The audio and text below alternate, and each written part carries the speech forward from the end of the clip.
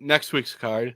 Like I said earlier, we've got the main event and the co-main to talk about.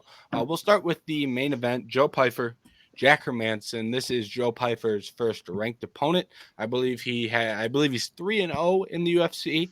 If I'm wrong, he's 4-0, but I'm pretty sure it's three. What do you guys make of Joe Pyfer breaking into the rankings at this stage in his career? And what do you make of this matchup? Jerry, we can throw it over to you first. I mean, he's looked solid so far. He's one of those guys in the middleweight division that's looking obviously. What? How old is he? 27. So he's still on the younger side of this division. He's one of those up and coming prospects that is exciting to watch. Whereas Jack Hermansson, he's done his time. He's 35. I really don't know how much longer he has left in his career, at least in the UFC. But this is one that I'm excited for. I'm curious to see. I think this is going to end up being more of a grappling match than it is going to be on the feet. Because sure, Piper's won 2 fights via TKO KO. That was against Alan Medovsky and Gerald Mearshart. We've seen Mearshart get kind of rocked on the feet time and time again. And then he did get a submission his last time out against Abdul Razak Al Hassan. But I'm curious to see where this fight goes, and I do think that this will be by far the biggest test of his career. And I'm still thinking of leaning towards Joe Pyfer, but I'm not confident at all. And my pick could very much change by the time we have the fight night preview come out on Friday.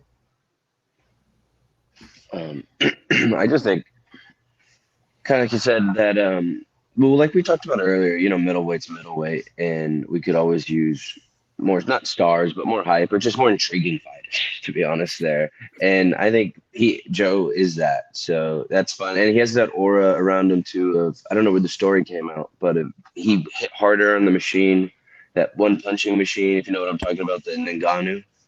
So there's that too, that little like thing with him too. So I think it's you know, it should be good. I'm excited to see him if he can beat a name like Hermansson. That's his first big step up. Even though Hermansson's getting old and hasn't looked the greatest in his last fights, definitely.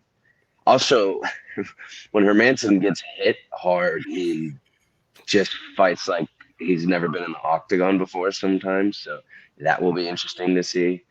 But anything to get some new names in the middleweight division. Yeah. I agree with your point about him. As sometimes he will get hit, and then suddenly things get a little crazy. Um, but I think it's interesting that Joe is getting this type of jump. I don't think it's unfair. I think he's got the talent to compete with Hermanson, but I do find it interesting that he kind of skipped that. Like, I guess I don't know what Hermanson's ranked off the top of my head, but usually you see a guy fight a number 15 and number 14 and number 13, someone who's kind of in and out of the rankings before they get into someone that is, I think Hermansson may be 9 or 10, but Hermansson has been in the He's rankings 10. Um, yeah. he's been in the rankings for a long time, though, in that kind of range of the ranking. So it is interesting to see Pyfer immediately jump to that range, but I think it's a pretty winnable fight with him for him. Um, like Pyfer hits hard as shit, and he's a relatively good grappler. I think he's a relatively underrated grappler. Trains with Sean Brady, and we've seen what Sean Brady has done. Trains with Andre Petrosky, who's got some submission wins in the UFC. So his camp has a lot of good grapplers, and he went out there and submitted a guy last time out. Landed some nice takedowns too. It's not like he jumped into a lucky guillotine. He landed 3 or 4 really solid takedowns on the feet. Really good boxing. I think this is a pretty nice fight for Pyfer. Um, Hermansson really doesn't have much for hands. He can kick a little bit. I mean, he's got some kicks from the outside. He's got a good teep, good body kick, some leg kicks. But I think once Joe works past those, whether he catches them and moves in, however he has to close the distance. Once he closes the distance, I think he lands a big shot, and he can probably defend takedowns. If he can't, I think he can at least survive on the ground with Jack Hermansson. I wouldn't be surprised if Joe gets like a club and sub where he hits him hard and he's got Jack stumbling around and Jack is grappling for his life, and that kind of opens a door for Joe to get to a back or something. But I think Joe wins this fight. One thing I will be intrigued to see is if this fight goes long. If we're suddenly in round 3, if we're suddenly in round 4, how does the cardio look? I haven't seen Pyfer in that type of fight. How does it look? Hermansson, not really a bad guy to test the waters with in rounds 4 and 5 if you can't find the early finish. So those are some of the things I'm looking at in this fight, but I do think it's ultimately going to be Pyfer getting his hand raised. I wanted to say real quick that for, like you said, pretty quick jump already for him, or get pretty good push that he has right now. And I don't know. I can't remember if it was an interview or something I watched, or Dana was talking about him. Someone asked him a question. I've been feeling like Piper's a Dana guy in a sense, so I think that's why there might be some some privilege happening, some Dana White privilege happening.